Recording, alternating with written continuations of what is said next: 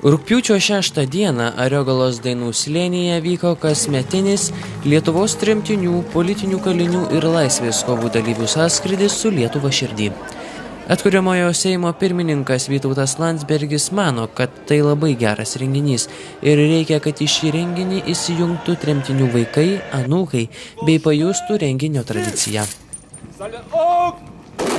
Tai labai geras renginys, reikia, kad jis gyvuotų, kad būtų palaikomas, bet reikia, kad tremtinių vaikai irgi dalyvautų ir anūkai, kad jie jaustų tą tradiciją.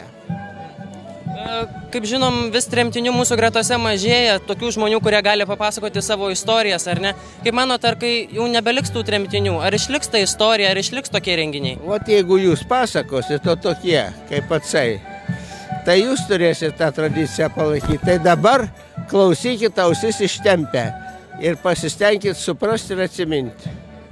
Sąskardis vyksta jau 26 metus. Skaičiuojama, kad šiemet į sąskardį susirinko apie 5000 žmonių.